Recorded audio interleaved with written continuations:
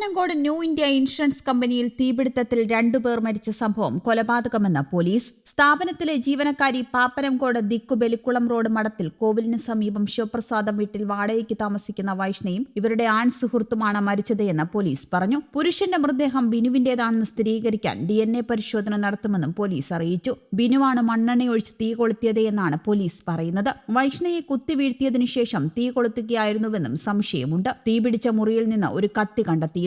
വൈഷ്ണയുടെ ആദ്യ ഭർത്താവും ബിനുവും സുഹൃത്തുക്കളായിരുന്നു. ആദ്യ ഭർത്താവുമായി പിരിഞ്ഞതിനു ശേഷം ബിനുവിനൊപ്പം താമസിക്കുകയായിരുന്നു. എന്നാൽ കഴിഞ്ഞ 7 മാസമായി വൈഷ്ണയും ബിനുവും അകന്നു കഴിയുകയായിരുന്നു. 4 മാസം മുൻപും പാപ്പനംകോട്ടെ ഇൻഷുറൻസ് സ്ഥാപനത്തിൽ വെച്ച് ഇരുവരും തമ്മിൽ വഴക്കുണ്ടായിരുന്നു. ഇന്നലെ ഉച്ചയ്ക്ക് 1:30യോടെയാണ് തീപിടുത്തമുണ്ടായത്. തുടർന്ന് ഓടിക്കൂടിയ നാട്ടുകാർ വെള്ളമൊഴിച്ച് തീകെടുത്താൻ ശ്രമിച്ചെങ്കിലും ഫലമുണ്ടായില്ല. ഫയർഫോഴ്സ് എത്തിയാണ് പൂർണ്ണമായി അണച്ചത്. AC പൊട്ടിത്തെറിച്ചതോ ഷോർട്ട് സർക്യൂട്ടോ ആകാം തീപിടുത്തത്തിന് കാരണമെന്നാണ് പോലീസ് ആദ്യം കരുതിയതെങ്കിലും പരിശോധനയിൽ അത് അല്ല എന്ന് വ്യക്തമായി. ഫോറൻസിക് വിരലടയാള വിദഗ്ധർ ഉൾപ്പെടെ എത്തി പരിശോധന നടത്തിയിരുന്നു. 15 വർഷം മുൻപ് ആരംഭിച്ച സ്ഥാപനത്തിൽ 7 വർഷം മുമ്പാണ് വൈഷ്ണവ ജോലിക്കെത്തിയത്. വേണുഗോപാലൻ നായർ സുധാകല ദമ്പതികളുടെ മകളാണ്. മക്കൾ ദേവദേവൻ, വർഷ, സഹോദരൻ വിഷ്ണു. ഇൻഷുറൻസ് കമ്പനിയുടെ ഫ്രാഞ്ചൈസി ഏറ്റെടുത്ത് നടത്തുകയായിരുന്നു വൈഷ്ണ. 2 കുട്ടികളുടെ മാതാവായ ഇവർക്ക് കുടുംബ പ്രശ്നങ്ങൾ ഉണ്ടായിരുന്നതായി നാട്ടുകാർ സൂചന നൽകുന്നുമുണ്ട്. ഇവർ ഭർത്താവുമായി പിണങ്ങിക്കഴിയുകയാണ്. 15 വർഷത്തോളമായി സ്ഥാപനം ഇവിടെ പ്രവർത്തിക്കുന്നുമുണ്ട്. ഫയർഫോഴ്സ് എത്തിയാണ് തീയണച്ചത്. നേമം പോലീസ് പ്രാഥമിക അന്വേഷണവും തുടങ്ങി. മന്ത്രി കെ രാജൻ, വി ശിവൻകുട്ടി, ജില്ലാ കളക്ടർ അനുകുമാരി തുടങ്ങിയവർ